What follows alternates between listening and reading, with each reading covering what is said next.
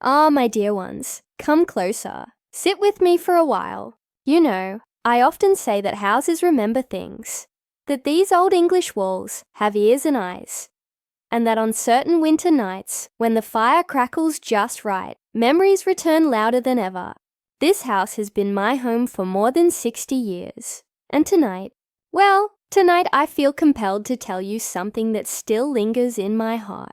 Something that has been whispered about in hushed tones, twisted into gossips, and even laughed at by those who once shared my Christmas table. They laughed at me, you see, at my wrinkled little envelope, the one I handed across the table with trembling fingers. They mocked it, sneered at it as if it were nothing but a scrap of rubbish. But oh, my dear ones, if only you had seen their faces when they finally opened it. If only you could have heard the silence when they discovered what was inside. Do you want to know what it was? Do you want to hear the whole truth of that night?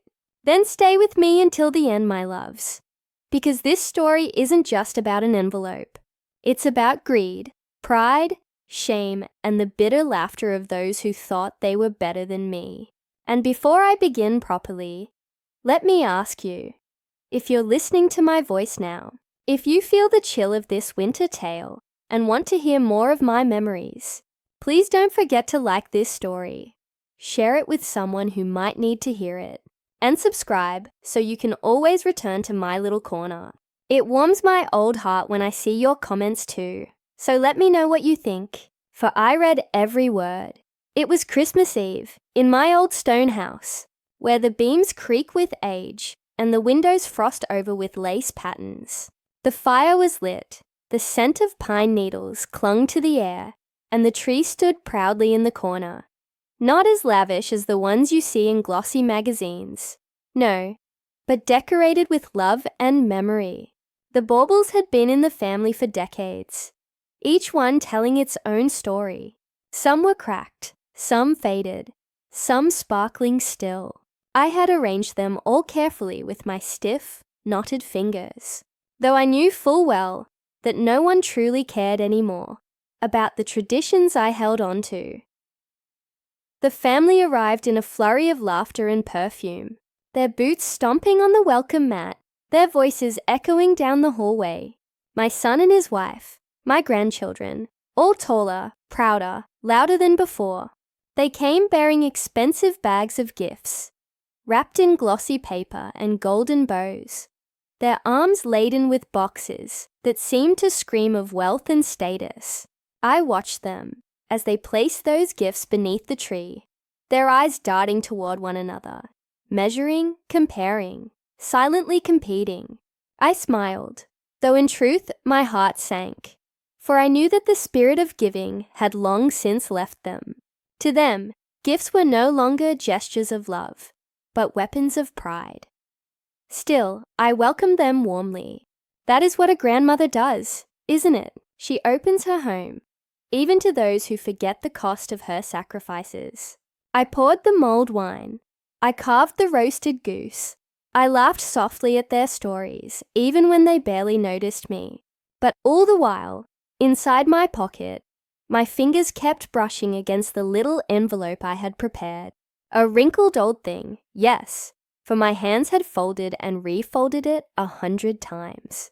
The paper wasn't new, the ink wasn't sharp, and I knew it looked shabby beside their shiny gifts, but it held within it something greater than all their ribbons and bows combined. As we sat around the tree after dinner, they began handing out their presents. My granddaughter gave her mother a handbag, the kind with a logo so large it might as well have been screaming from across the room. My daughter-in-law gave my son a watch, sleek and polished, though I could see the way she eyed him, as if to say, "Now you must do better than this next year." The children ripped open toy after toy, their little fingers more interested in tearing paper than in what lay beneath it. And then, it was my turn. I pulled the wrinkled envelope from my pocket. My heart pounded as I held it, for I knew they would not understand. But still, I reached across the room and placed it on the table. "This is for you all," I whispered. My voice, cracked with age, barely rose above the chatter. The room fell briefly silent, their eyes darting toward the envelope. I saw the confusion, then the smirks, then the laughter that began to bubble. "An envelope, Gran?" My grandson chuckled, his voice tinged with mockery. "Is this your Christmas present? Did you write us a poem again?" My daughter-in-law laughed too, though it was sharper, crueler. "Oh, Mother, really. You shouldn't have troubled yourself. Honestly, we've all moved past those sentimental little gestures." I smiled weakly, though the sting in my chest was real. "It may not look like much," I said softly, "but I hope you will open it." But they didn't. Not yet. No, they passed it between them as if it were a joke, as if I had handed them a piece of rubbish from the waste bin. My granddaughter even wrinkled her nose, saying, "It looks so old and crumpled. Gran, couldn't you at least buy a proper card?" Their laughter filled the room, echoing off these old walls, searing itself into my memory. Ah, my dear ones, you must understand the cruelty of that moment. To see those you have fed, clothed, nurtured, and raised look at your gift with scorn. It is a wound deeper than any knife. And yet, I said nothing. I sat quietly, my hands folded in my lap, and I waited. Because I knew, oh, I knew, that when they finally opened that envelope, the laughter would die in their throats. Inside that wrinkled envelope was a cheque, not for £10, not for 100, not even for 10,000. No, inside was a cheque for £1 million. My life savings, every careful investment, every penny saved from a lifetime of sacrifice. Money they had no idea I possessed, for they always assumed I was just a poor old woman with nothing but dust and fading photographs. But I had waited for the right moment. I had waited until the world had grown so blind with greed that they could no longer see what truly mattered. And oh, my dear ones, the silence that followed. The silence was worth every sneer, every laugh, every cruel word. But that part of the story must wait.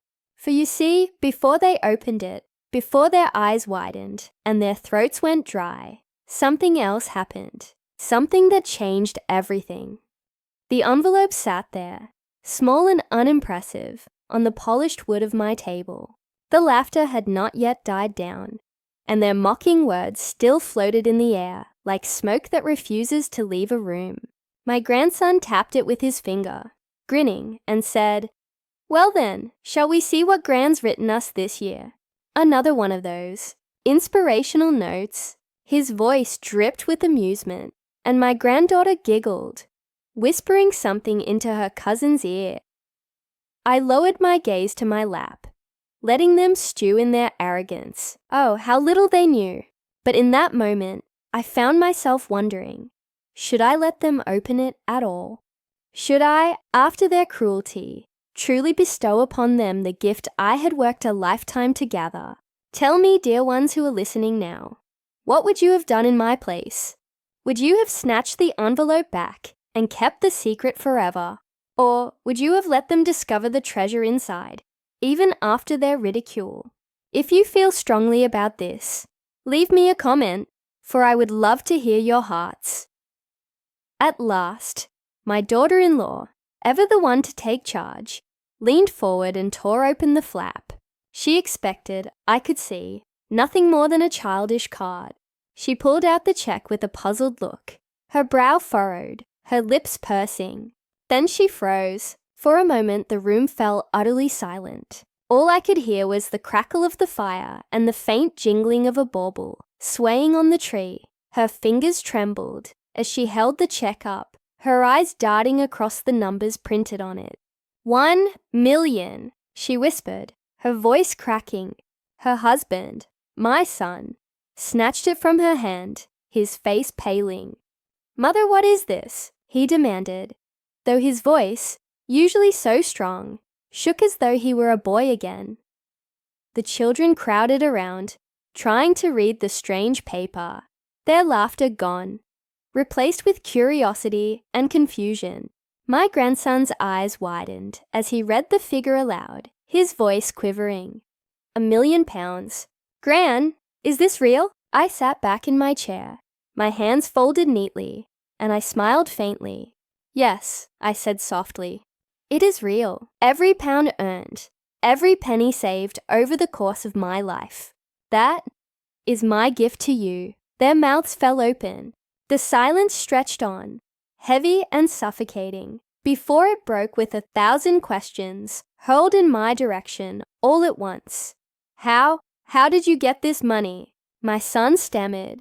Why didn't you tell us? My daughter-in-law cried, her voice sharp, almost accusatory. Does this mean we're rich now? My granddaughter gasped, her eyes sparkling. Gran, are you serious? You had this all along? My grandson demanded. I lifted a hand, silencing them gently. I lived carefully, I explained.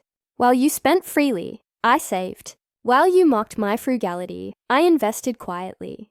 I lived within my means, never boasting, never showing. And now I have something to leave behind. Something I thought you might cherish more than handbags and watches. But instead of gratitude, I saw something else creep into their eyes. Greed. Sharp, glinting greed. The kind that turns love into possession, family into rivals. My son cleared his throat, trying to mask the hunger in his gaze. Well, Mother, you shouldn't have kept this hidden. We could have helped you manage it better. You know, financial advisors, property investments. Why risk keeping it all this time? I tilted my head, studying him. Risk? My dear boy, I risk nothing. I lived wisely. It is you who live recklessly, chasing luxuries as if they will fill the emptiness inside you. My daughter-in-law leaned forward, her voice honeyed but her eyes sharp. Well, darling, what matters now is that we're all together. We can take care of this money as a family. Perhaps put it into a trust, yes, for the children's future. But her tone betrayed her. She wasn't thinking of the children. She was thinking of herself, of the holidays, the jewels, the prestige she could buy with such wealth. Gran, can I have a new car? My grandson blurted out, his voice filled with excitement. And I want a trip to Paris. My granddaughter chimed in, already tugging at her father's sleeve. I closed my eyes briefly, a sigh escaping me. And this, my dear ones, is why I hesitated. I thought perhaps you might see it as a gesture of love, of trust. But already, I see your hearts twisting it into desire. My son frowned, his pride wounded. Mother, that's unfair. We're just surprised. Anyone would be. Surprised, yes, but their surprise quickly soured into quarrels. Voices rose. Accusations flung across the room. She should give it to us directly, my daughter-in-law insisted. We're the adults. We'll know what to do with it. No, it should be divided evenly now, my grandson argued. Why wait until she's gone? Don't be ridiculous, my son barked. It's for the whole family. And as her eldest, I should handle it. And there they were, my family, tearing each other apart on Christmas Eve. Not over love, not over memory, but over money. The check lay on the table between them, like a snake, hissing silently, poisoning the air. I sat back, my heart heavy, but strangely calm. You see, I had expected this. I had known, deep inside, that greed would rise like smoke from a flame. That is why the check was written not to them individually, but to a name they had not yet noticed. Have you even read the check properly? I asked softly. They paused, their quarreling voices fading into confusion. My daughter-in-law snatched it back, scanning it quickly, then frowned. It's not addressed to any of us, she muttered. No, I said firmly. It is written to the St. Michael's Children's Hospice, the place that cared for my sister when she was dying. The place that has helped countless little ones who suffer quietly while the world ignores them. Their jaws fell open. What? My son roared. You're giving this to charity, to strangers. Not strangers, I corrected him gently. Children who have no one. Children who need more than handbags and holidays. This is my final Christmas gift. Not to you, but to those who truly understand the meaning of receiving. The silence that followed was like ice cracking beneath their feet. My grandchildren stared in disbelief. My daughter-in-law's face twisted with fury, though she tried to hide it behind a trembling smile. My son looked at me as though I had betrayed him. But I had not betrayed anyone. I had only revealed the truth. My dears, I said softly, my voice breaking with both sorrow and strength. I wanted to see your hearts tonight. I wanted to know if there was still love left in them. But your laughter at my envelope, your greed at my gift, it has shown me what I needed to know.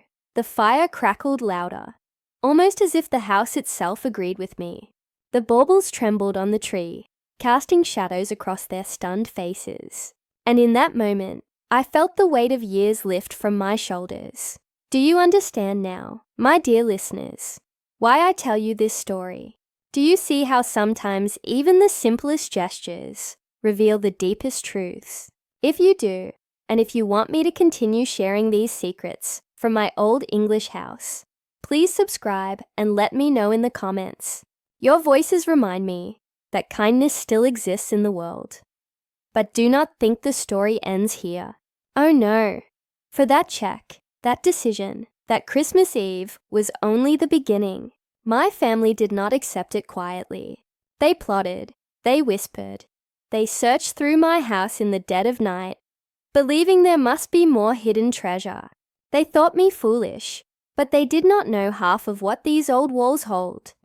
And if you wish to hear what happened next, the betrayals, the discoveries, the night I caught them red-handed in the attic, then stay with me, for that tale is darker still. That night, after the check had been revealed, and their laughter had curdled into fury, my house fell into a silence, unlike any I had known before. It was not the peaceful silence of snow falling on the lane outside, nor the gentle hush of sleeping children. No, it was the heavy, suffocating silence of resentment. I sat by the fire long after they had all retired to their rooms. My son had stormed upstairs with his wife, his jaw clenched, his face pale with anger. My grandchildren, restless and dissatisfied, had disappeared into the guest rooms, their voices still echoing faintly down the corridor as they muttered about what could have been theirs. And me, I stayed awake, staring at the flames, my thoughts wandering through the decades. I thought of my late husband, of how he would have shaken his head at the spectacle we had just witnessed. I thought of the sacrifices I had made to save that money, and how little my family valued what cannot be bought. Kindness, humility, gratitude. Ah, my dear listeners, do you understand now why I cling to these memories? Do you feel the cold sting of betrayal as I did? If you do, let me know in the comments. Your words warm me, even as winter winds rattle these windows.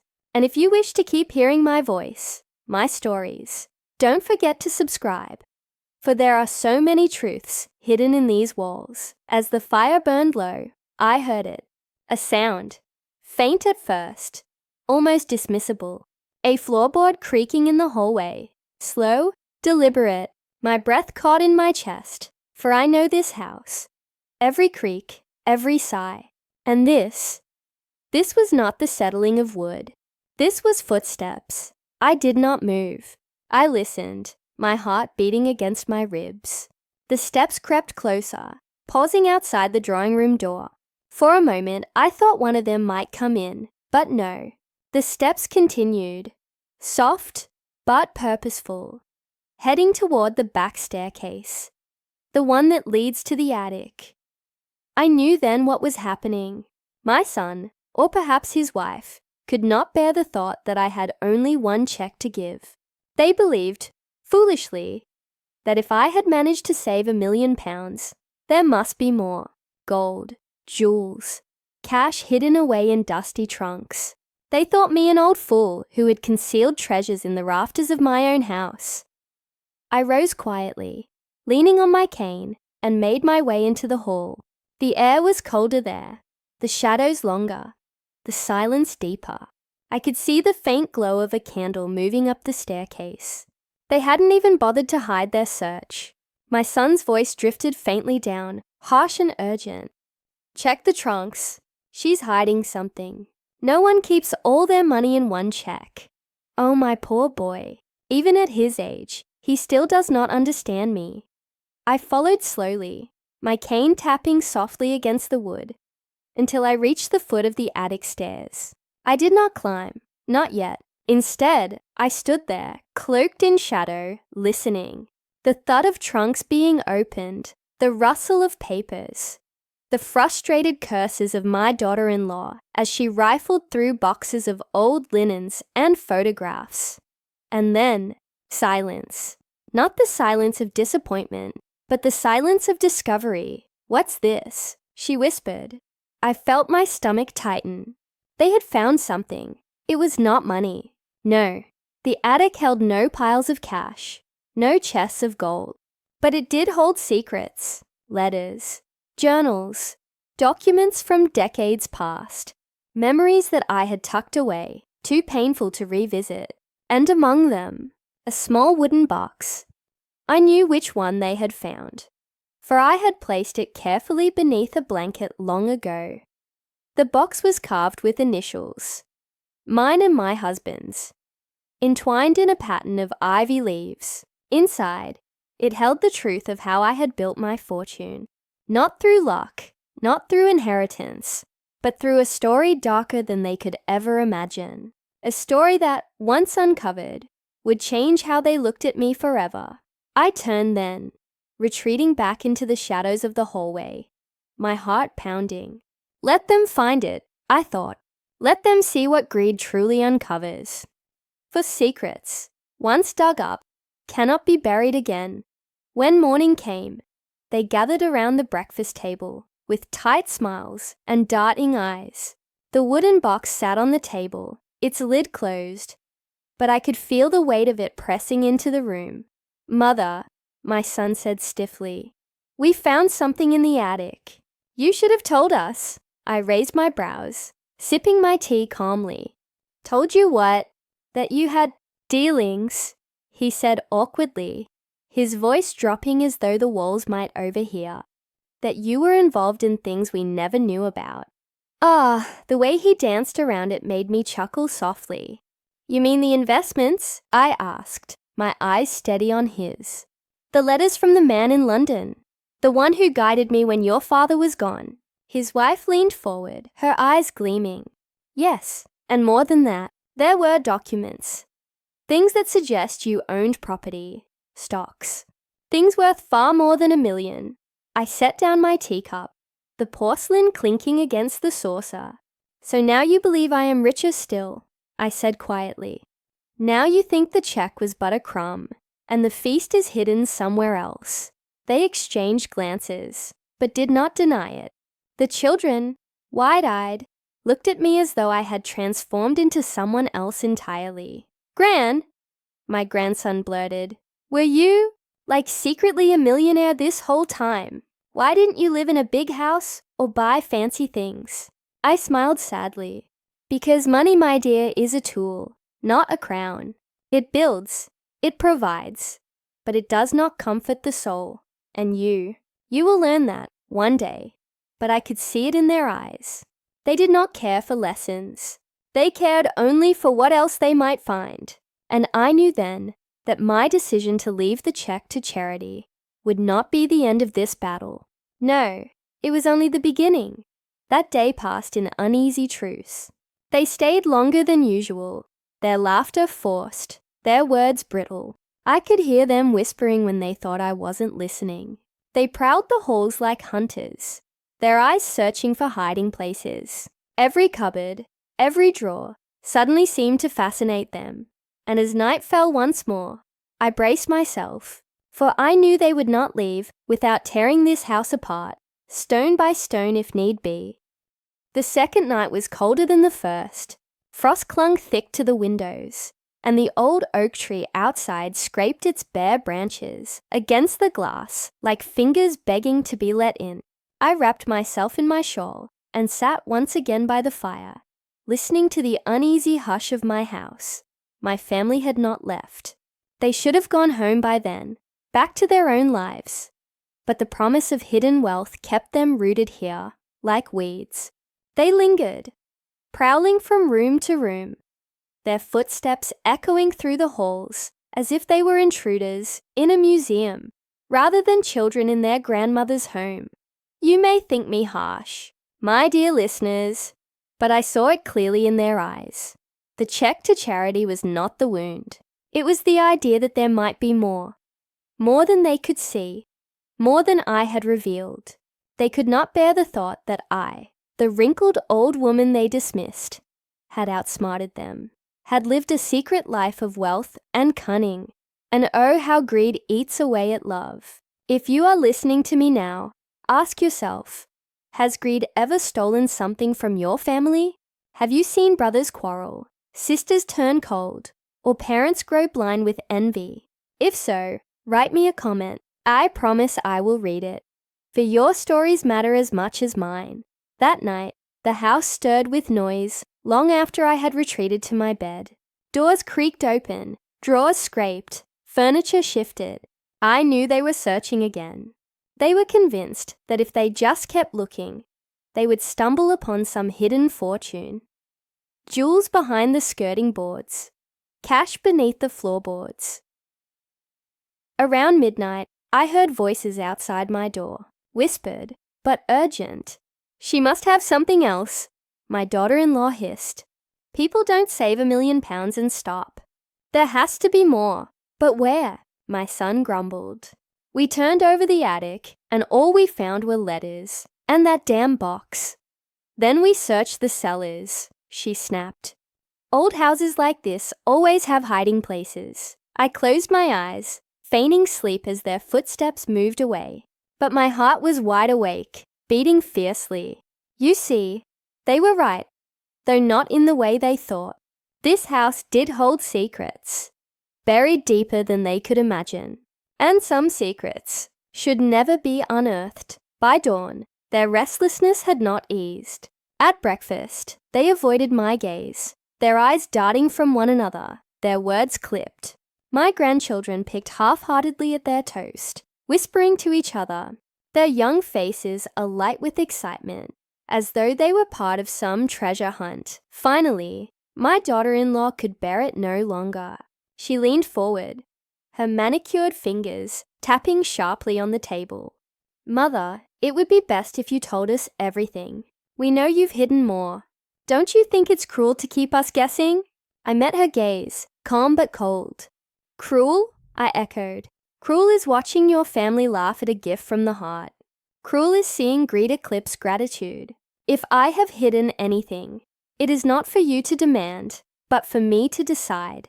Her cheeks flushed red, her mouth opening to retort, but my son raised a hand to silence her. His eyes, however, burned with the same hunger. That evening, they descended into the cellars. I followed quietly, though they did not know it. I watched from the shadows, as they carried lanterns down the narrow stone steps, their breath misting in the damp air. The cellar smelled of earth and time. The scent of coal dust still clinging to its walls, the faint musk of apples, once stored in crates. They rummaged through everything. Old trunks, broken furniture, crates of wine long past its prime. They banged on the walls, listening for hollows, desperate to hear the echo of hidden compartments. My daughter-in-law's voice rang out, sharp with frustration. There must be something. People like her don't just stop at a check.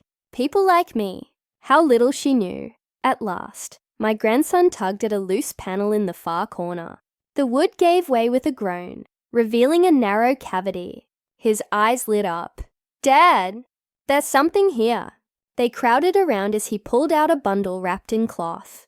Dust billowed, the cloth disintegrating in his hands. And there, beneath the lantern light, lay not gold, not jewels, but papers, old deeds, certificates, records of land once owned and sold. My son's face twisted with confusion. These are worth something, aren't they? "Nah, not anymore," I said, stepping forward into the glow. They spun around startled. I stood tall despite my age, my cane steady on the stone floor. Those deeds are relics of a time long gone. The land was sold decades ago, the money long used. What you see there is history, not treasure. Their faces fell, disappointment curdling into anger. My daughter-in-law flung the papers aside, her voice sharp as glass. "So you've been playing with us, letting us believe." "I let you believe nothing," I interrupted softly.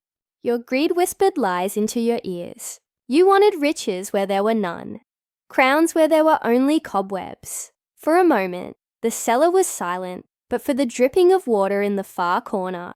Then my granddaughter, her voice small and uncertain, whispered, "Gran, why didn't you just tell us everything from the start?" I looked at her, the only one whose eyes still held a flicker of innocence. "Because, child, some truths are not gifts. They are tests, and how you respond to them shows who you truly are." They said no more that night, but their faces told me enough. They would not stop. They would keep searching, keep prying, until they either found what they wanted or destroyed themselves trying. And so I returned to my room, my heart heavy but resolute. I sat at my writing desk, lit a single candle, and began to write. Not another check, no, a letter. A letter that, should they continue down this path, would be the final turning point. For if they could not see the poison of their greed, then I would leave them with something they could not laugh at, nor squander. Ah, my dear listeners, you must forgive me for stopping here tonight. The memories weigh heavily, and I can feel the cold creeping into my bones. But if you wish to know what was written in that letter, what secrets it revealed, what warning it carried, then stay with me. Subscribe, share this tale, and leave me a sign that you are listening, for the next part will change everything. The morning after their cellar search, the house felt heavier. The air itself seemed to thicken, as though the old beams and stones were weary of carrying the weight of so much greed. I awoke early, before the others stirred, and sat by the window in my bedroom, watching the frost melt from the hedgerows. My fingers trembled slightly as I held the letter I had written the night before, the ink still fresh in places where my hand had pressed too hard. It was not a love letter, not a farewell, not even a blessing. No, it was a warning. For my family had crossed a threshold, not of the house, but of the heart. And once greed takes root, it grows like ivy, creeping into every crack, choking what was once whole. I placed the letter in a small, worn envelope and slid it beneath the brass candlestick on the dining table, where I knew they would see it. Then I waited. When they gathered, bleary-eyed and tense, their gazes fell instantly upon the envelope. My daughter-in-law snatched it before anyone else could, her lips curling in a sly smile.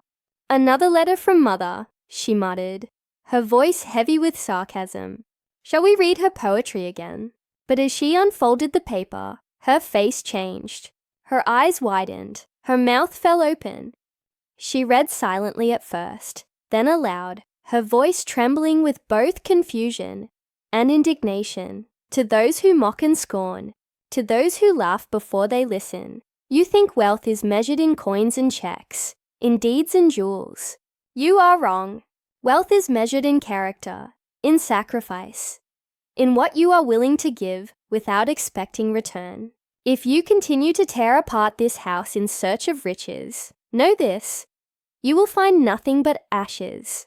For the true treasure here is not hidden in the walls or floors. It is buried in the choices you make now. Choose wisely, or you may lose more than you imagine." Silence followed. Even the children looked uneasy, shifting in their chairs. My son's brow furrowed, his pride warring with uncertainty. Finally, he crumpled the letter in his fist, his voice harsh. "This is manipulation. She's playing games with us. There must be more." My heart ached at his words, but I did not flinch. "And if there were," I asked quietly, "what would you do with it? Spend it on trinkets? Parade it before your neighbors? tear each other apart fighting over it. My daughter-in-law's eyes flashed. We would secure our future, that's what. You've had your turn, Mother. You've lived your life. It's time to think of the next generation. I leaned forward, my gaze steady on hers. The next generation does not learn by receiving without earning. They learn by example. And right now, your example is greed and selfishness. Is that the legacy you want to leave them?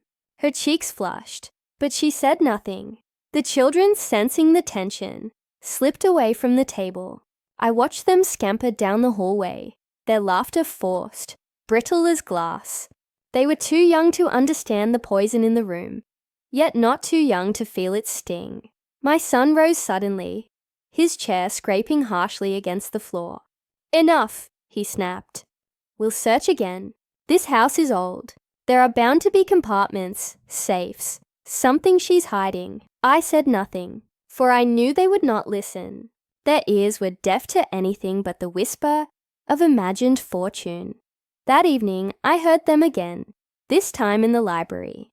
They pulled books from the shelves, tapped on the paneling, dragged furniture across the carpet. The once peaceful sanctuary, filled with the scent of leather and dust, became a battlefield of greed. I stood in the doorway, unseen, and watched as they tore through the shelves. It was my granddaughter who found it, a false back behind the third shelf, where my husband had once hidden his war letters. She gasped, pulling the panel free, revealing a small iron box. My daughter-in-law rushed forward, her hands trembling as she forced it open.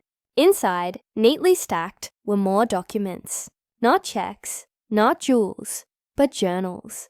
My journals. Decades of my handwriting, bound in leather, pages worn by time. She rifled through them, her face falling. It's just her diaries, she spat, as though disappointed that my life's memories weren't made of gold. My son took one, flipping through. His eyes narrowed as he read aloud passages I had written in grief, in loneliness, in hope. Words not meant for anyone but me. She wrote about us, he muttered, his voice bitter. About how careless we are, how ungrateful. How dare you, Mother? I stepped into the room then, my cane tapping sharply against the floor. How dare I? These are my words, my truth. If they sting you, it is because they are true. His face flushed crimson. He slammed the journal shut, tossing it onto the floor. This is cruel. You're tormenting us. First the check, then the charity, now this. This parade of secrets. Why? Why won't you just give us what you have? I stood tall, though my body ached. Because what I have cannot be given. It must be earned. And you, all of you, have shown me nothing but greed. The firelight flickered across their faces, casting shadows that seemed to grow darker, sharper, more monstrous. My daughter-in-law's eyes gleamed with fury. My son's jaw clenched with rage. Even the children, though silent, looked at me with something colder than before. Disappointment, perhaps even resentment. It was then I realized something chilling. I was no longer their grandmother in their eyes. I was a gatekeeper, an obstacle between them and the riches they believed existed. And obstacles, as greed whispers, are meant to be removed. Ah, my dear ones listening now. Can you feel the danger? Do you hear the echo of my heartbeat in your own chest? If you do, then stay with me, for the story only deepens from here. And if you wish me to keep speaking these truths, please, like this tale, share it and subscribe. Your presence keeps me strong, even as my own family turns against me. That night, as the house groaned beneath the winter wind, I locked my bedroom door for the first time in years. I sat awake, my journals spread before me, and wondered how long before their whispers turned into something more. How long before they stopped searching for treasure in the walls and started searching for ways to rid themselves of me? I slept little that night, though perhaps sleep is too generous a word for the restless dozing I did, waking every hour to the creak of a stair, the tap of a branch against the window, or the sudden hush of silence pressing too heavily against the walls. The house, my dear faithful house, felt restless too, as if it no longer knew whom it sheltered. When dawn finally broke, pale and uncertain, I went down to the kitchen. My journals, I noticed, were no longer where I had left them. My daughter-in-law must have crept in during the night. She could not resist. I pictured her greedy hands leafing through my private words, pulling out each line that could be twisted, mocked, or used against me. And indeed, as I entered the dining room, there they sat, my son, his wife, and even the children, with journals spread before them like maps of hidden treasure. They read not with reverence, but with suspicion, searching for clues that did not exist. My daughter-in-law looked up, triumph glinting in her eyes. "We know now, Mother," she said, her voice sharp as broken glass. "You've written about a safe, several times. Don't deny it. You wrote of the safe my husband built with his own hands, where the most precious thing is kept. Where is it?" I froze, for I had indeed written those words, but she misunderstood them. My husband had built no iron vault of gold, but a simple wooden chest, and what lay within was not money, but letters. Letters of love, written to me during the war. They were my treasure, my lifeline, the only proof that once, in this cold, greedy world, I had been cherished beyond measure. But how could I tell her that? How could I place something so tender in the hands of those who knew nothing of tenderness? "You misread," I said softly. "The safe you speak of is not what you imagine." Her lips curled. "Of course you would say that. Always the riddles, the games. We will find it, with or without your blessing." My son slammed his fist against the table. "This ends now, Mother. You've strung us along long enough. Do you want us to beg? Is that it? Do you enjoy watching us grovel while you hoard everything?" I stared at him, my firstborn, the child I had cradled in my arms, the boy whose scraped knees I had kissed, whose laughter once lit these halls. Now his face was hard, twisted by greed into something I barely recognized. My heart cracked inside me. "Beg!" I whispered. "You mistake me, son. I never wanted you to beg. I wanted you to see that riches mean nothing if you lose your soul chasing them." He scoffed and turned away, but I noticed the faintest tremor in his jaw. Perhaps some part of him still remembered the lessons of his childhood, buried beneath years of want and envy. But my daughter-in-law, her eyes held nothing but hunger. Later that day, they searched again. They pulled up rugs, pried at floorboards, tapped on the paneling of the staircase. The children, once playful and innocent, now joined in eagerly, squealing whenever they thought they heard something hollow behind the wood. I watched in silence, clutching my shawl tighter around my shoulders, as if it could shield me from the cold truth settling in my bones. It was in the attic they found something, not a safe but a trunk. My husband's trunk, long forgotten beneath moth-eaten blankets. They dragged it down, excitement blazing in their eyes. My daughter-in-law fumbled with the latch, and when it finally snapped open, she gasped. Inside were bundles of old documents, war bonds, property deeds, even receipts from decades past. Worthless, most of them, yet to her eyes, they looked like fragments of a hidden empire. "Look," she cried. "Proof of assets. Proof of money. Where is it, Mother? Where's the rest?" I stepped forward, my hands trembling, not with fear, but with sorrow. Those are memories, paper ghosts, nothing more, but she would not listen. She spread the papers across the floor like a madwoman deciphering a code, convinced each faded number, each faded seal, pointed to something greater. My son hovered close, his face grim, his hope tethered to her obsession. That night, as I sat by the fire, I thought of leaving. Yes, leaving my own home, the home where I had birthed my children, buried my husband, tended my garden, and whispered prayers in the dead of night. But where could I go? This house was me. Its stones carried my breath. Its beams held my tears. To abandon it would be to abandon myself. And so I stayed, but the whispers grew darker. I heard them through the thin walls. My son and his wife arguing in low, urgent tones. Words like inheritance, deed, signature. My heart froze when I heard her hiss. She won't last much longer. She's weak. We just need to be patient. Or perhaps not so patient. Ah, my dear ones listening now. Do you feel the chill creeping down your spine? Do you see now how greed warps the heart until even blood ties mean nothing? If you do, then don't look away. Keep listening, keep watching, and if this story holds you, remember to like and subscribe. It keeps me alive. It keeps my voice heard. Even when those closest to me would rather silence it. The next morning, I tested them. At breakfast, I mentioned casually that I had been thinking of updating my will. My son's head jerked up, his eyes narrowing.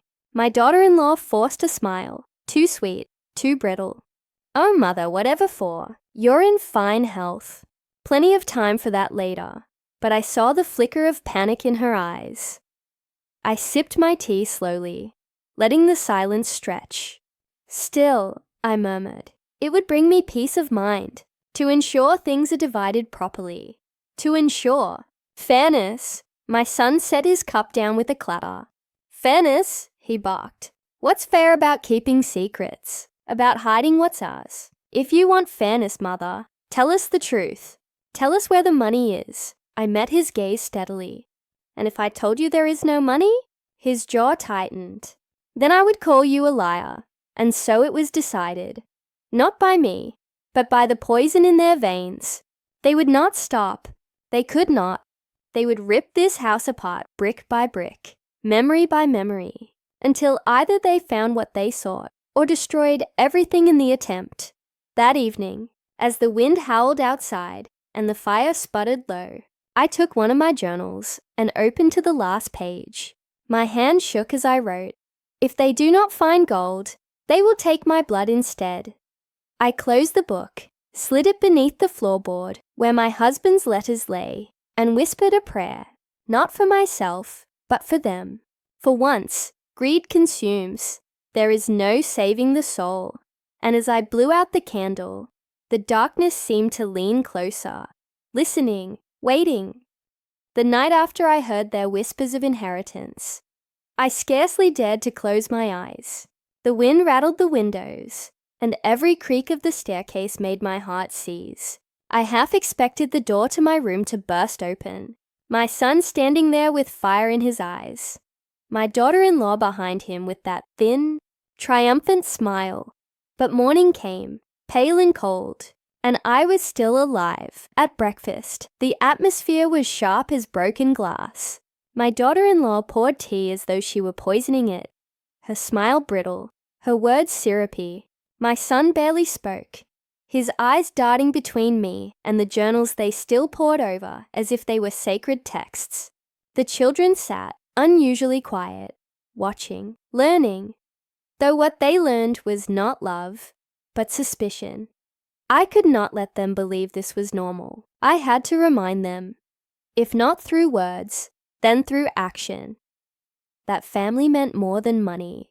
And so, with trembling hands, I set a small wrinkled envelope on the table. Their eyes widened. "Another one?" my son asked, suspicion thick in his voice. "Yes," I replied softly. "Another one, but different." They leaned in. My daughter-in-law snatched it before he could, her greedy fingers tearing it open. Inside was a single sheet of paper. Her face paled as she read the words aloud. "One gift remains, but only the worthy will see it." She laughed. Harsh, bitter, mocking. "Another riddle. Another game. Do you enjoy torturing us, mother?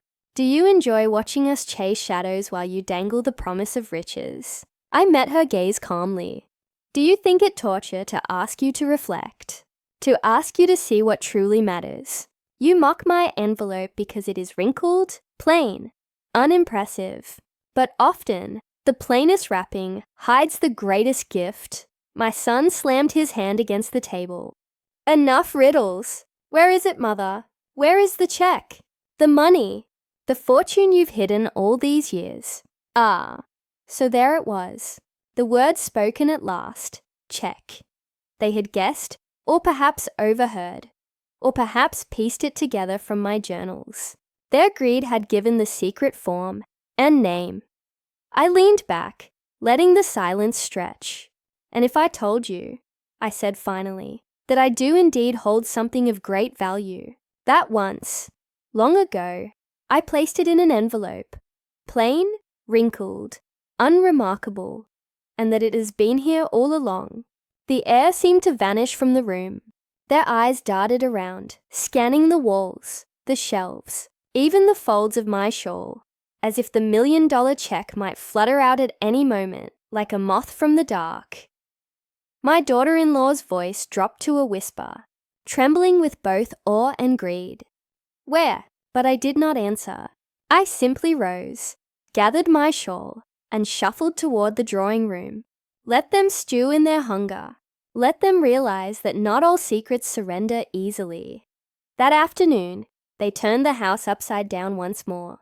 They lifted cushions, shook out books, prayed at loose tiles. The children ran wild, opening cupboards, pulling drawers, squealing with every dust-covered trinket they unearthed. And through it all, I sat by the fire, knitting with hands steadier than my heart, listening to the chaos echo through the halls. Do you see, my dear listeners, how greed makes fools of the cleverest souls? How it blinds the eyes and deafens the ears.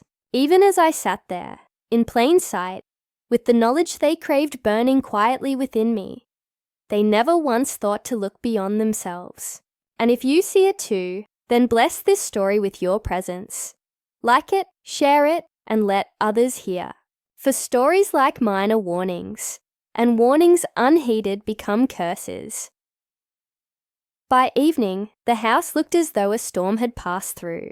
Dust lay thick on the air, books stacked in crooked piles, cushions torn open, rugs rolled back. Yet still, nothing. No cheque, no fortune, no satisfaction. That night, as I prepared for bed, my son came to my door. His face was pale, drawn, his eyes bloodshot. Mother, he said quietly, you must tell me. You must. I can't keep living in this torment, not knowing. Please. For a moment, my heart softened. He looked again like the boy I once held, the boy who used to tug at my skirts and ask for stories by the fire. But then I remembered the venom in his voice at breakfast, the way he had slammed his fist upon the table, the way his wife's eyes glimmered with hunger. So I said only this, my son, if you cannot see the gift already before you, then no amount of money will save you. He stared at me, his face hardening, his mouth twisting into something cruel. Then he turned and walked away. The days blurred after that. They grew restless, frantic. They barely left the house, as though afraid I might reveal the treasure to the world in their absence. My daughter-in-law began following me, her steps echoing mine down the corridor, her eyes always sharp, always watching. The children, once carefree, now mimicked their parents, no longer asking for sweets or stories, but for the hiding place, as though it were a game they were desperate to win. One evening, as I sat by the fire, I caught my reflection in the darkened window. A frail old woman, shawl pulled tight, eyes sunken with weariness. And behind me, shadows shifting, lurking, waiting. Was it only the flicker of the flames? Or was it them, circling me like wolves around a weakening deer? I shivered, though the fire burned hot. And then, one night, I heard it, the unmistakable scrape of a key in my door. My heart leapt into my throat as the lock turned, slowly, stealthily. I rose clutching my cane, my breath ragged. The door opened a crack, and there, in the darkness, I saw the glint of eyes. My son's eyes. Mother, he whispered, tell me where it is. Tell me, and I swear I'll make sure you're comfortable, safe. Look at you. You're tired, frail. Don't you want peace? Peace. The word curled in my ears like a snake, for I understood then what kind of peace he meant. I straightened, my voice firm despite the tremor in my body. The cheque will not save you, son, but your choices tonight will damn you. His face twisted, fury and desperation mingling. For a long moment, he stood there, trembling. Then he turned, slammed the door, and left me in the dark.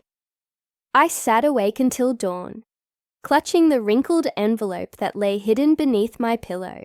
Yes, the cheque was there. £1,000,000, enough to change all their lives forever. But in their hands, it would be poison. In their hands, it would destroy them. And so I kept it hidden. But how long could I keep it safe when the wolves prowled so near? The morning after my son tried my door, the house no longer felt like mine. The walls still wore the wallpaper I had chosen. The carpet still carried the stains of Christmas puddings, long gone.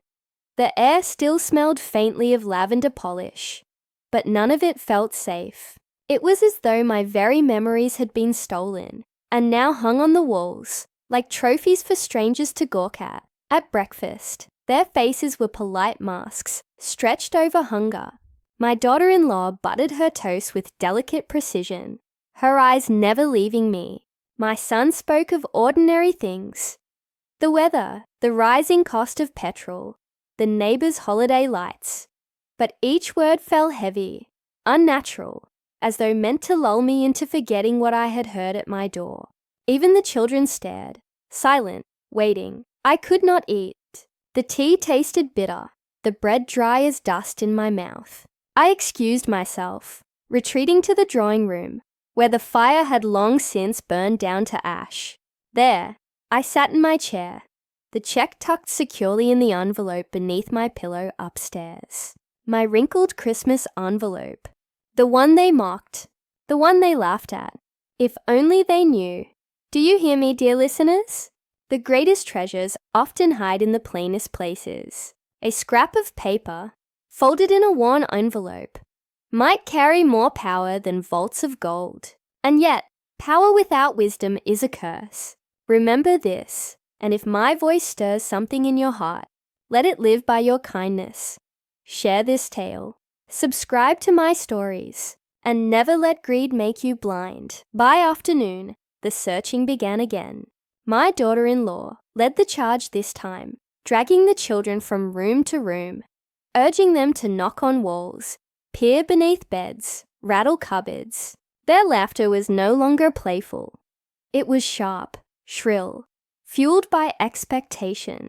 My son followed, silent but watchful, his eyes flicking constantly to me, as though waiting for me to betray myself with a glance. I tried to keep to my room, but even there the noise followed. The thump of boots on floorboards, the scrape of furniture dragged across the wood, the occasional shout of, "Here! I found something!" followed by bitter disappointment. They were tearing the house apart, brick by brick, as if the walls themselves were guilty of keeping secrets. That evening, they gathered in the parlor, exhausted but restless. The children had been sent to bed, though I heard them whispering upstairs, their little voices echoing words far too heavy for them. Inheritance? Fortune? Safe. It broke my heart. My son poured himself a drink, the glass trembling slightly in his hand. He stared at me over the rim, his eyes hollow. "Mother," he said finally, "we can't go on like this. It's eating us alive. Please, tell us. Where is it?" His wife leaned forward, her voice honeyed but sharp. "Yes, mother. You say you love us, but you keep us in torment. Do you not want to see your grandchildren secure, your son at peace? We could all live so well if only you would stop being selfish." Selfish. The word cut like a knife. I, who had given them everything I could, food, shelter, love, patience, forgiveness. I, who had gone without so they might have more. Selfish. My voice trembled, but I forced it steady. It is not selfish to protect you from yourselves. You believe money will heal you, but it will destroy you. I see it already. the fighting, the suspicion, the hunger in your eyes. Do you think that will vanish with a cheque in your hands? No, it will grow. It will consume you. My daughter-in-law's eyes flashed with fury. Better consumed by riches than starved by your riddles. My son slammed his glass down, shattering it. The liquor splashed across the carpet, the shards glittering like cruel little stars. He leaned across the table, his face inches from mine. Enough, he growled. Tell us where it is. Now. I stared into his eyes, and for the first time, I saw no trace of the boy I had raised, only a man hollowed out by greed, driven by desperation. My heart ached, but I did not look away. No, I whispered. The silence that followed was heavier than stone. My daughter-in-law stood suddenly, her chair toppling behind her. Her voice rose, shrill, almost hysterical. Do you see? She'll never give it to us. She'd rather die clutching it than see us happy. My son said nothing. He simply turned and stormed out, his footsteps echoing up the stairs. A door slammed. The house shook. I sat there, trembling, the fire casting long shadows that danced like demons across the walls. My daughter-in-law glared at me, her chest rising and falling with ragged breaths. And for a moment, I feared she might strike me then and there. But instead, she spat at the floor, gathered her shawl, and stalked out into the night. I do not know where she went. Perhaps to walk off her fury. Perhaps to plot. Perhaps to whisper to the darkness that listens when greed is spoken aloud. That night, I clutched the wrinkled envelope to my chest as I lay in bed. The paper crackled softly like a heartbeat. I thought of burning it, of tearing it to shreds, scattering it into the fire so none could ever touch it. But my husband's voice echoed in my mind. The voice from the letters he had written in the war, when death was certain and hope scarce. Keep faith, my love, keep faith, for one day this will matter. So I kept it. For better or worse, I kept it. The days that followed blurred into suspicion and silence. My son barely spoke to me, his eyes red, his hands shaking as though haunted by something he could not name. My daughter-in-law returned with a strange calmness, smiling too wide, speaking too sweetly, her fury buried beneath a mask of civility. But I knew. I saw the calculation in her eyes. I heard the whispers she fed my son when they thought I slept. And the children. Ah, the children. They no longer laughed freely. They whispered together, watching me with eyes that were not their own, eyes filled with the greed their parents had planted in them, like seeds. I had lost them too.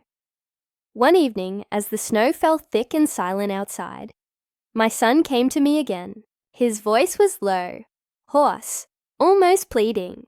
Mother, please, if you love me, just tell me. Where is it? Where's the cheque? I closed my eyes. I wanted to tell him. I wanted to end his torment, to soothe the ache in his voice. But I knew, it would not soothe him. It would destroy him. So I said nothing. He stared at me for a long time, his face pale in the firelight. Then he whispered, "You'll regret this," and walked away. And for the first time I believed him. Ah, my dear ones, do you feel the weight of this story pressing on your chest? Do you feel the fire of danger flickering at the edges? Then do not leave me yet. Stay with me. Share this story. Subscribe if you haven't. And let my voice be heard above the silence of betrayal. For what comes next is darker still. The house was never silent anymore. Even when the snow outside muffled the world. Even when the night pressed close against the windows. Within these walls, there was always a sound. A creak of a floorboard that should have been still. A whisper behind a closed door. The faint clink of a drawer being opened when no one thought I listened. I used to love this house for its comfort, its warmth, its memories. Now I loved it no more. Now it was a battlefield. And I, the last soldier, too old to fight, too stubborn to surrender.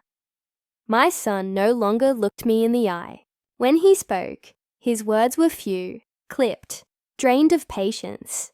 His wife, however, had transformed. Gone were her open outbursts and shrill accusations. She was sugar now, sweet, cloying, poisonous. She spoke gently, offering to pour my tea, to fetch my shawl, to sit by the fire with me. But her eyes betrayed her, always drifting to the mantelpiece, to the cupboards, to the locked drawer in my bureau, always searching, always hungry. One night, as the children slept and the fire burned low, I heard them in the kitchen, their voices carried through the floorboards. I should have covered my ears, but no, I listened. Because what else can a lonely old woman do when her own blood plots against her? She's hiding it, my daughter-in-law hissed. I know it. No one clings to an envelope like that unless it's worth more than gold. My son groaned, his voice weary. You think I don't know, but she won't tell me. She won't tell anyone. Then make her tell, she spat. She's weak, old, frighten her, corner her. Do what you must. There was silence, heavy and long. Then his voice, broken. She's my mother. Her laugh was cold. And what has she done for you, really? She's keeping you poor while she clutches her treasure. Do you want your children to grow up with nothing?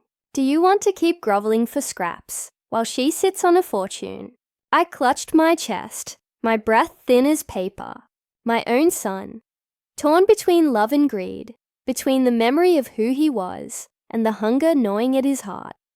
And she, his wife, feeding that hunger, stoking it until it burned away what little goodness remained. Ah, dear listeners, if you have stayed with me this long, know this. Not all battles are fought with swords. Some are fought in whispers, in looks, in silences that rot a soul from within. If my voice trembles, forgive me, but let it remind you to guard your hearts. Do not let greed plant seeds in your home. If you hear me now, share these words. Subscribe so you may walk with me further, and leave your thoughts in the comments. For even an old woman finds comfort in knowing she is not alone. The next day, the change began. My son stopped calling me mother. He began calling me her. Not always, but often enough for me to notice. Her tea is ready. She's in the drawing room, as though I had ceased to be a person and become an obstacle instead. The children too grew colder. Their laughter faded. They watched me with eyes too serious for their years. My granddaughter once tugged at my sleeve and whispered, Nana, when you go, can I have your envelope? The innocence in her voice cut deeper than any blade. They had poisoned even her. So I devised a plan. I could not trust them. I could not fight them. But I could protect the cheque. That night, when the house had fallen into uneasy slumber, I crept to my room, the floor groaning beneath my bare feet. I pulled the envelope from beneath my pillow. Its paper crumpled, but still intact, still holding its secret. I carried it to the attic, the cold, dusty attic where cobwebs hung like lace and the smell of old wood lingered. There, in the far corner beneath a loose floorboard, I placed it. My hands shook, but I pressed the board back into place, covering it with an old trunk so heavy even my son would struggle to move it, and I whispered a prayer, not for myself, but for the cheque, that it might rest unseen until the time was right. But fate, dear ones, does not always honor our prayers. 2 days later, I awoke to the sound of crashing above, heavy boots in the attic, voices raised in triumph and frustration. They had found my hiding place. My son's voice echoed through the beams. It's here! I know it's here! I clutched my blanket, my heart hammering. Should I run? Should I confront them? But my legs would not carry me. I sat frozen, listening as they tore apart the attic, dragging out trunks, flinging aside boxes, ripping at the floorboards. Dust rained down into my room, filling the air with the scent of age and desperation. But they did not find it. Not that day. The trunk had shielded it. My son cursed, his voice raw with fury, and they left the attic in ruins, defeated for now. When they came down, they tried to smile, to speak politely, as though nothing had happened. But their hands were scratched, their clothes covered in dust, their eyes wild. And I knew then it was only a matter of time. That night I did not sleep. I sat by the window, watching the snow fall, my wrinkled hands wrapped around a cold teacup. And I asked myself, was this what my husband had wanted? Was this the future he imagined when he left me that cheque all those years ago? Did he dream of it tearing apart the very family he had once longed to protect? Tears slipped down my cheeks, warm against the chill air. I thought of burning it again, of ending it once and for all. But still I could not. Something in me, some stubborn flame, would not let go. By morning the whispers grew sharper. My daughter-in-law no longer hid her contempt. "She's playing with us," she told my son in the hallway, knowing full well I could hear. "She enjoys it. She wants us to suffer." My son said nothing. His silence hurt more than words. I began locking my door. I began sleeping with a chair pressed against it, though I knew it would not stop them if they truly wished to come in. I began hiding the key to my bureau in different places each night, though I suspected they already knew. The house was no longer mine. It was a prison, and I, a prisoner guarding her last possession. But do not think me defeated. No, my dear ones. Even as the walls closed in, even as the shadows lengthened, I kept my resolve. I would not hand them the cheque. Not while my heart still beat. Not while I still had breath to tell my story. For if you are listening now, you are proof that my voice can still reach beyond these walls. That even an old woman, mocked for her wrinkled envelope, can still be heard. So stay with me. Do not leave. Subscribe to my voice. Share my words. And together we shall see what becomes of this house of betrayal. For the darkest night is yet to come. The night of truth came quietly. No storm, no thunder, no omen in the sky. Only silence, thick and heavy, as though the world itself held its breath. The snow had stopped. The moon hung pale above the village roofs. And in my house the fire burned low, the shadows stretching long across the walls. I was sitting in my chair, the envelope pressed against my chest, when I heard them, not whispers this time. Footsteps, firm, steady, purposeful. My son and his wife, coming together, their voices hushed but clear enough. "She'll never tell us," my daughter-in-law said. "We must take it, tonight." My son's voice was rough, broken. "She's my mother. She's our prison," she snapped. "Do you want to live like this forever? Do you want your children to grow up with nothing while she clings to her secret? It ends tonight." The door to my room rattled. The chair wedged against it trembled. My heart pounded, but I stood. Slowly, painfully I stood. My knees screamed. My back ached. But I stood, because I would not face them cowering in bed.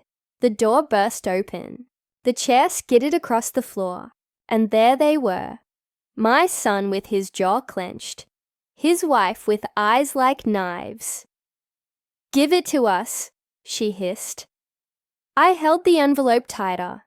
"No." My son stepped forward, his voice shaking. "Mother, please, don't make you what?" I asked, my voice rising. "Steal from me, betray me. Strike the hand that fed you, clothed you, raised you.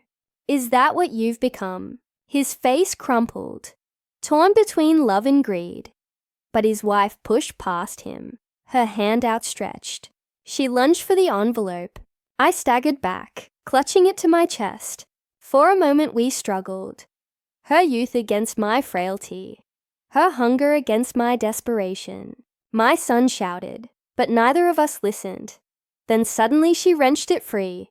The paper tore in her hand, but the cheque slipped out, fluttering to the floor like a wounded bird. For a heartbeat, the room was still. All three of us stared at it. My wrinkled Christmas envelope, torn, and from it, the truth at last. My daughter-in-law fell to her knees, snatching it up. Her eyes widened, her breath catching as she read the words. the numbers printed in black ink. Her voice trembled, high and wild. $1,000,000.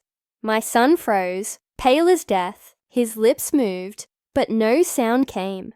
I sank back into my chair, my body shaking, my breath shallow. The moment had come. The secret was out, and yet I felt no fear now. Only sorrow. Yes, I whispered. 1,000,000? Your father left it for us. For you, for your children. But not like this. Never like this. My son staggered back, his hands pressed to his face. His wife clutched the check to her chest. Her laughter sharp, hysterical, echoing off the walls. "We're rich," she cried. "Rich!" But her triumph was short. My son tore the check from her hands, his voice breaking. "Stop it. Can't you see what we've done? Look at her." He turned to me, tears streaming down his face. "Mother, forgive me. I didn't mean—" I raised a trembling hand. "You wanted the money more than you wanted me. That is what hurts most." He fell to his knees before me, sobbing like the boy he once was. But his wife stood stiff, her face twisted with rage. "Don't listen to her," she spat. "This is our chance. We can't waste it on guilt. We must cash it now before—" "Before what?" I interrupted, my voice suddenly stronger, sharper, carrying the weight of every year I had lived. "Before the truth finds you. Before your greed consumes you whole. You think this check will save you, but it will not. It will break you. It already has." She glared at me, her mouth opening to retort, but my son silenced her. He held the check in both hands, staring at it as though it were a snake ready to strike. Then with a cry, he tore it in half, then into quarters, then into shreds, the pieces fluttering down like confetti of sorrow. His wife screamed, her voice shrill, furious. She lunged at him, striking his chest with her fists. "You fool! You stupid, weak fool!" But he only wept, clutching the scraps in his hands. His head bowed, and I closed my eyes. For though the check was gone, though the money was lost, I felt a strange peace. At last, the choice had been made. At last, the truth had been revealed. Not by my hand, but by theirs. The days that followed were bitter. His wife left, taking the children with her. My son remained, broken, hollow, haunted by what had happened. He cared for me then, gently, quietly, as though trying to atone for sins too great to erase. But the house was empty, the laughter gone, the warmth vanished, and me? I was left with my memories, my chair by the fire, and my torn envelope, wrinkled and fragile as myself. Yet, dear listeners, I tell you this, I do not regret keeping the check hidden, for in the end it revealed the truth. It showed me the hearts of those I loved. It tore away the masks and left only what was real. Painful, yes, but honest. So if you mock an old woman's wrinkled envelope, think twice. Within it may lie more than you can bear. And if you have walked with me through this long, bitter tale, I thank you. My voice is old, my story heavy. But if it has touched you, if it has stirred even a spark in your heart, then let it not end here. Subscribe to hear more of my truths. Share my words so they may outlive me, and leave a comment to let me know you have listened. For though my house is quiet, your voices keep me alive. And remember this, always, they laughed at my wrinkled Christmas envelope until they found a $1,000,000 check. And by then, it was already too late.